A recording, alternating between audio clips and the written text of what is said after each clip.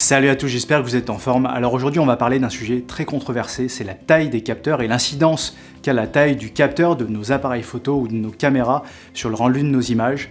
Je voulais vraiment faire cette vidéo, c'était important pour moi parce que je trouve que sur internet on voit énormément de choses, des choses vraies, des choses fausses, mais il y a surtout beaucoup de choses qui sont fausses dans ce qu'on trouve sur internet, que ce soit sur des articles, que ce soit sur des chaînes YouTube, même sur des très grosses chaînes YouTube avec des centaines de milliers de vues.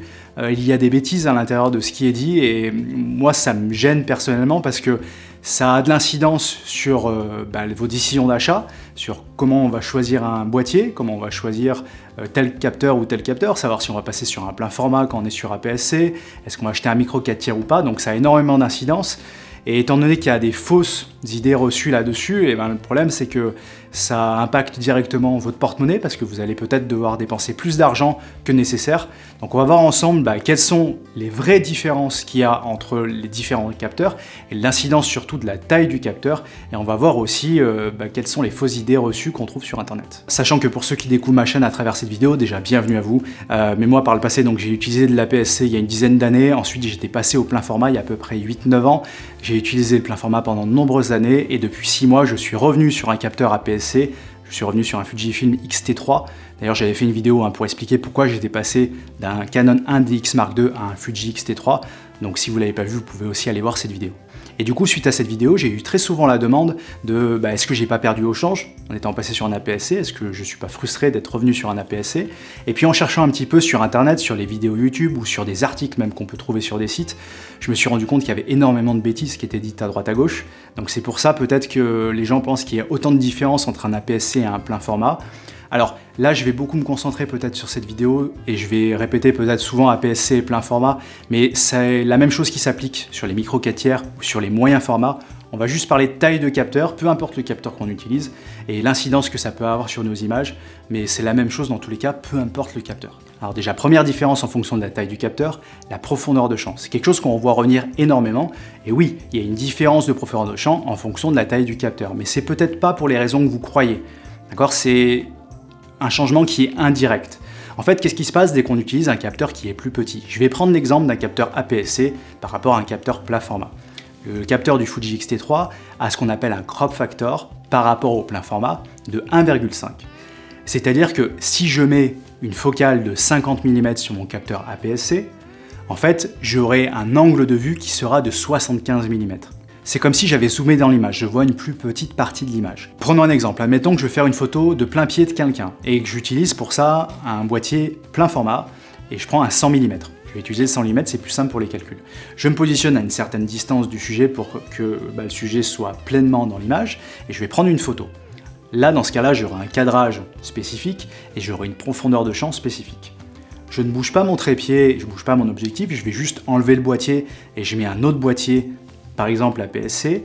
La seule chose qui va se passer, c'est que j'aurai une plus petite partie de l'image qui sera sur mon capteur, vu que mon capteur est plus petit.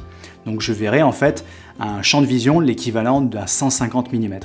En revanche, étant donné que mon objectif n'a pas bougé, que c'est le même objectif et que je suis à la même distance du sujet, j'aurai exactement la même profondeur de champ. La taille du capteur n'influe pas directement sur la profondeur de champ. Là où ça va changer, si je veux faire la même photo avec mon capteur APS-C, c'est-à-dire que la personne soit pleinement dans l'image, faire une photo de plein pied, j'aurai deux solutions. Soit je vais devoir changer d'objectif pour avoir un objectif plus grand angle, mais dans ce cas-là, ça va influer sur ma profondeur de champ, parce que plus je vais avoir un angle qui va être grand, plus ma profondeur de champ va être importante, donc j'aurai moins de flou d'arrière-plan. Soit je vais devoir reculer avec le même objectif, le 100 mm dont on parlait tout à l'heure, mais dans ce cas-là, ça aussi, ça influe sur la profondeur de champ qui sera plus grande, vu que je suis plus loin de mon sujet. Donc oui, la profondeur de champ diffère en fonction de la taille du capteur, mais c'est dû à des facteurs indirects, parce que je suis obligé de me positionner à un autre endroit ou utiliser un autre objectif pour avoir la même photo. Un autre point qui est important concernant les objectifs, c'est l'ouverture maximale du diaphragme, c'est-à-dire le f-stop. Donc c'est le F avec le chiffre que vous avez sur vos objectifs.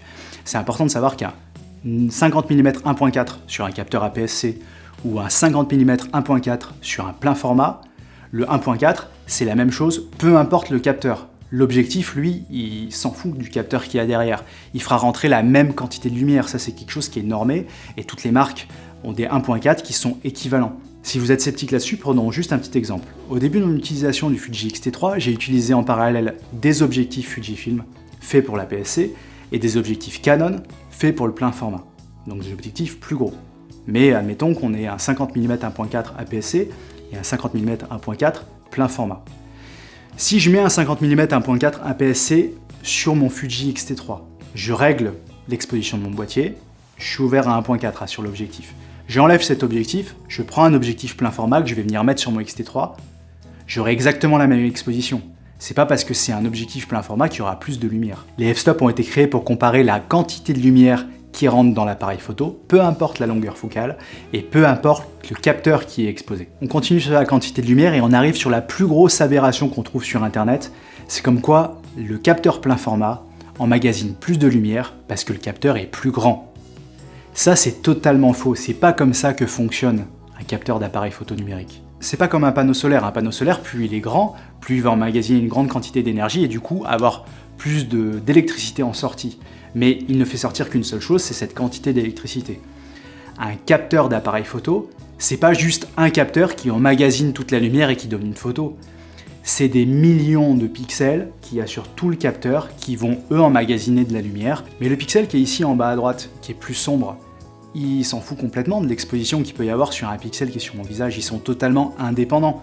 On ne peut pas parler d'une quantité de lumière globale. On voit souvent cette phrase, la quantité de lumière totale sur le capteur. Non, ça n'a rien à voir. Ce qui est important, c'est la quantité de lumière qui va pouvoir y avoir sur chaque pixel.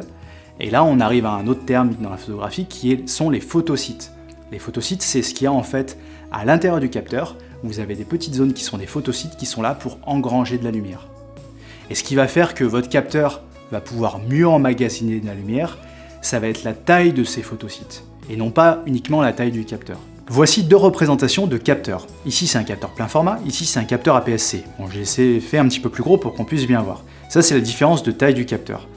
Ce qui va être important sur la capacité du capteur à pouvoir capter de la lumière, ce n'est pas la taille du capteur, c'est la taille des photosites qui sont à l'intérieur. Donc la taille des pixels si on vulgarise un petit peu, sans rentrer trop dans le détail. Donc admettons que ces deux capteurs, ils aient chacun 4 pixels. Alors je me suis pas amusé à faire des millions de pixels, ça serait compliqué, mais le principe est le même. Admettons que j'ai un capteur plein format avec 4 pixels et que j'ai un capteur APS-C avec 4 pixels. Dans ce cas-là, oui, mon capteur plein format a des pixels qui sont plus gros, des photosites qui sont plus gros, donc on va pouvoir emmagasiner une plus grosse quantité de lumière. En revanche, ça ne vient pas du fait qu'il ait un plein format, ça vient du fait que les photosites sont plus gros.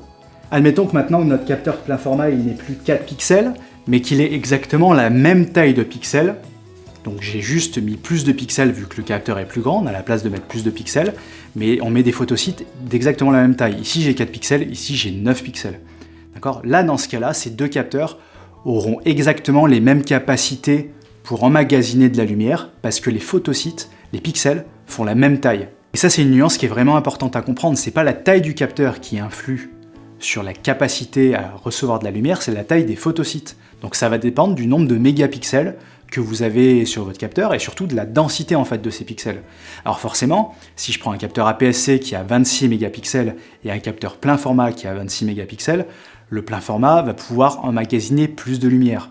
En revanche, si j'ai exactement la même densité de pixels sur les deux types de capteurs, il n'y aura pas de différence en termes de qualité d'exposition et la capacité d'emmagasiner de la lumière pour le capteur. Le capteur du Fuji X-T3, c'est un capteur APS-C avec 26 mégapixels, et si on essaye de mettre la même densité de pixels dans un capteur plein format, donc un capteur plein format c'est 2,25 fois plus grand qu'un capteur APS-C, il suffit de multiplier le nombre de mégapixels par 2,25, donc ce serait l'équivalent d'un capteur plein format de 58,5 mégapixels.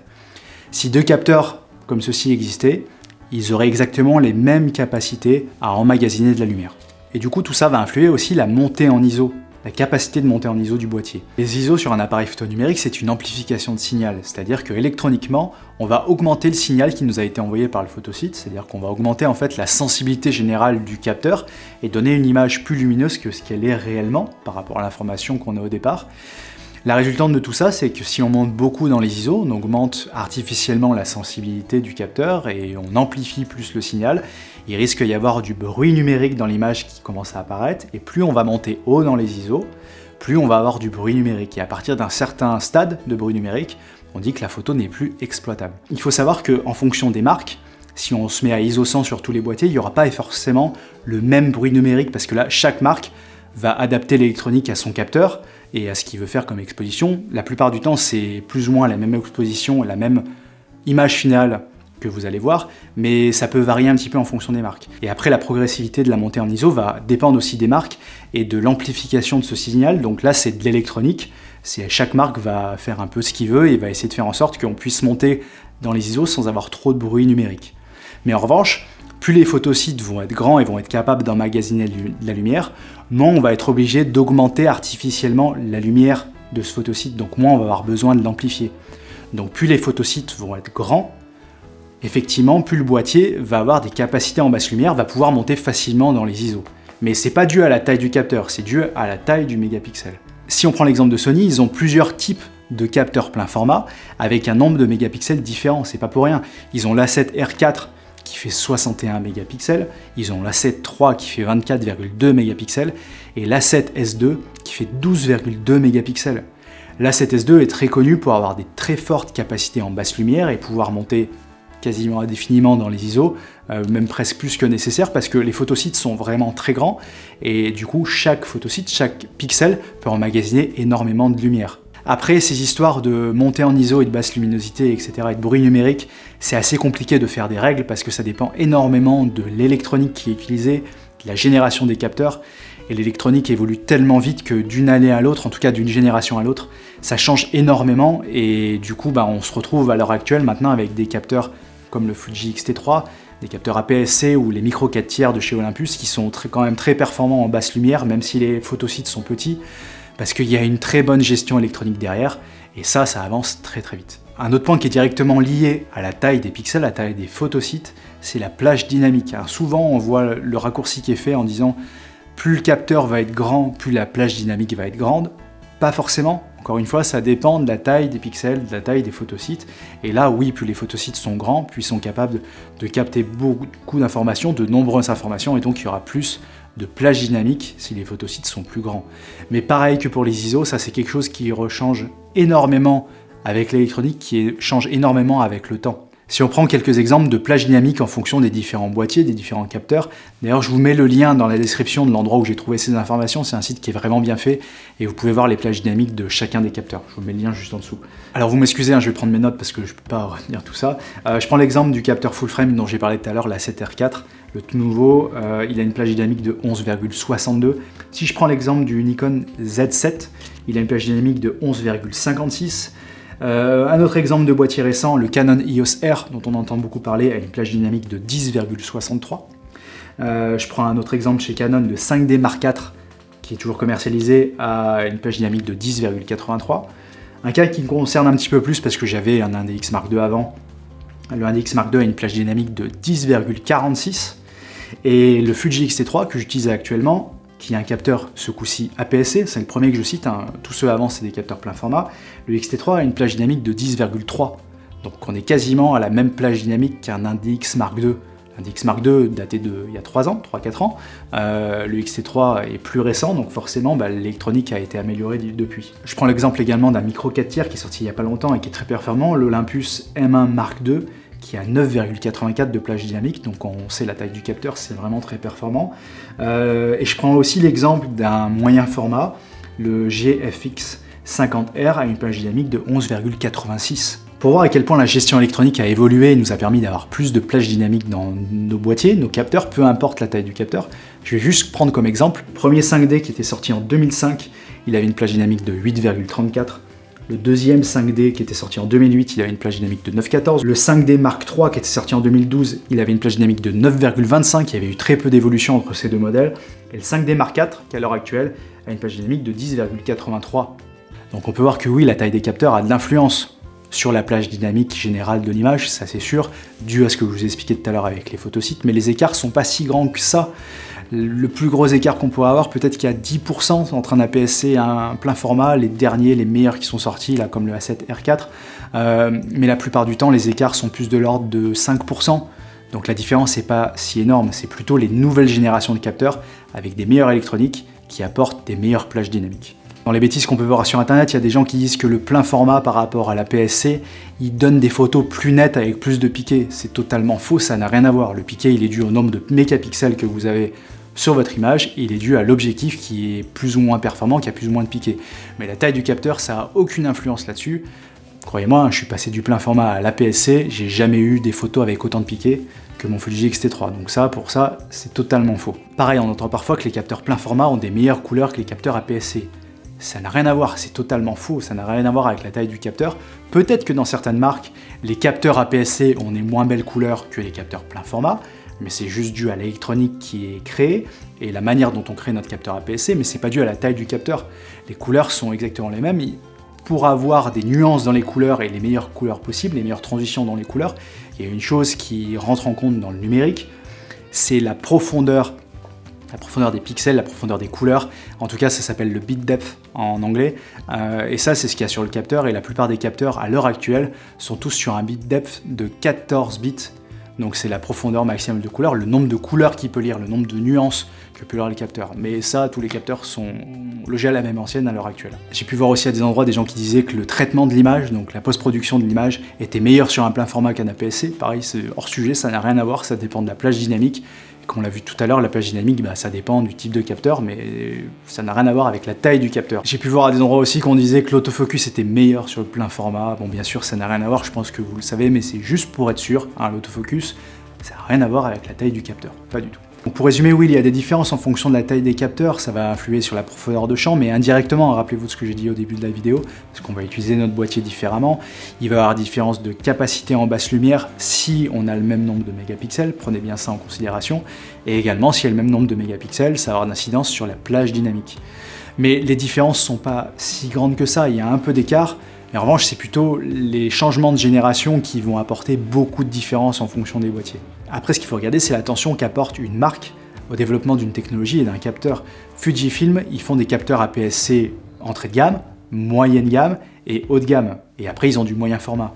Chez Canon, il y a de l'APS-C entrée de gamme, moyenne gamme, mais il n'y a pas vraiment de haut de gamme APS-C. Le haut de gamme, chez eux, c'est plutôt le full frame. Donc, il faut regarder comment ça se passe sur les différentes marques.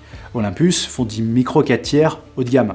Ça va dépendre vraiment de l'attention que va apporter la marque à tout ça, et c'est des philosophies qui du coup sont nettement différentes, mais c'est pas forcément dû au capteur et à la technologie en elle-même, c'est plutôt dû à quel soin on apporte à cette technologie au sein de chacune des marques. Donc voilà, j'en ai terminé pour aujourd'hui. J'espère que cette vidéo vous aura intéressé. J'espère également que la prochaine fois que quelqu'un vous dira qu'un plus grand capteur, il y a forcément une meilleure qualité d'image, que je vous ai donné des arguments pour lui expliquer que c'est pas forcément vrai dans toutes les circonstances. Bon, aujourd'hui, on a parlé beaucoup de chiffres, on a parlé beaucoup de techniques, mais n'oubliez pas que le plus important, c'est votre vision en tant qu'artiste et c'est vous qui allez faire la photo, c'est pas l'appareil qui va faire la photo tout seul. Donc n'oubliez pas que le plus important, c'est ça, c'est de travailler sur son image. Et peu importe le boîtier que vous avez, l'objectif que vous avez ou le capteur que vous avez, si votre vision d'artiste est bonne et que vous travaillez votre photo, vous pourrez toujours faire des super photos. Salut!